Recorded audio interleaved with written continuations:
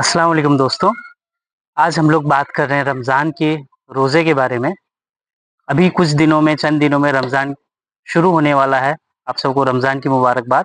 और साथ ही में हम बात कर रहे हैं कुछ मरीज़ जिनको शुगर या डायबिटीज़ के मर्ज़ में मुब्तला हैं, उन लोगों को कैसे सेफ़ तरीके से रोज़े रखना चाहिए। ख़ास देखा जाए तो रमज़ान या रोज़ा सिर्फ़ भूख और प्यास का नाम नहीं है।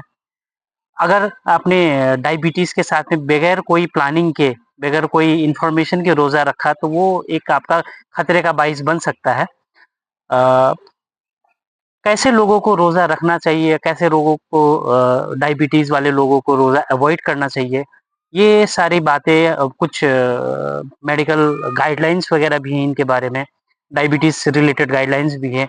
उन सबको देखते हुए रमज़ान शुरू होने से चंद दिनों पहले या चंद हफ्तों पहले मान लीजिए 2 हफ्ते या 4 हफ्ते पहले आपको अपने डॉक्टर से मिलना ज़रूरी होता है।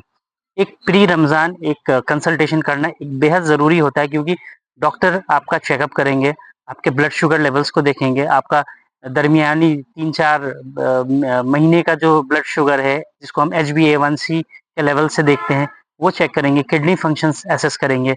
आप करेंटली कौन-सी दवाई या कौन से गोली खा रहे हैं या कौन-सा थेरेपी ले रहे हैं या इंसुलिन लगा रहे हैं या इन सारी दवाइयों से आपको हाइपोग्लाइसेमिया या शुगर लेवल बेहद ही लो होना, जिससे जान का खतरा हो सकता है, उसका कितना रिस्क है? या पिछले रमज़ान का आपका कैसा एक्सपीरियंस रहा है? पिछले रमज़ान में आपने कैसे चीज़ों को मैनेज किया है?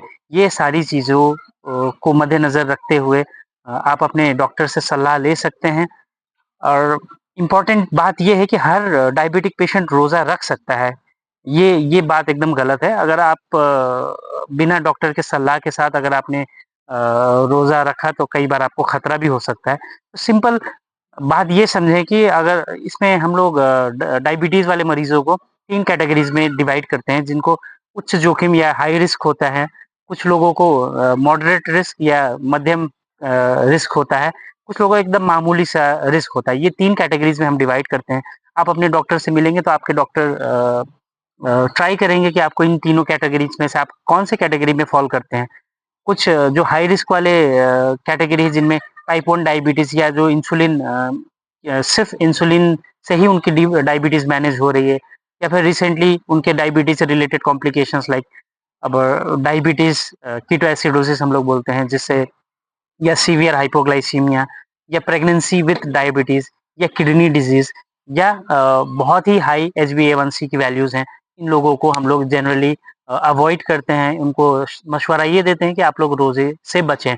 आप कुछ लोग होते हैं जिनको मध्यम वर्ग या मॉडरेट रिस्क में हम लोग कैटेगराइज़ करते हैं जिनमें कुछ ऐसे शुगर वाली दवाइयाँ होती हैं जिनसे हाइपोग्लाइसीमिया या शुगर लेवल्स बहुत कम होने का रिस्क होता है।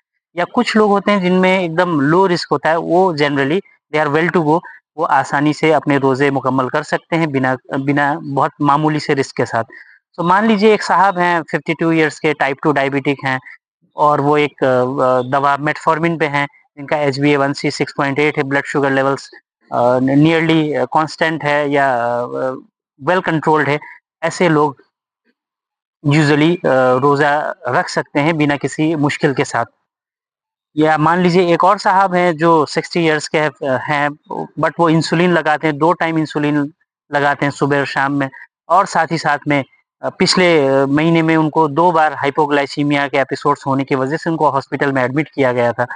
तो ऐसे लोगों को रोज़ा रखने से परहेज़ करना चाहिए, उनको अवॉइड करना चाहिए।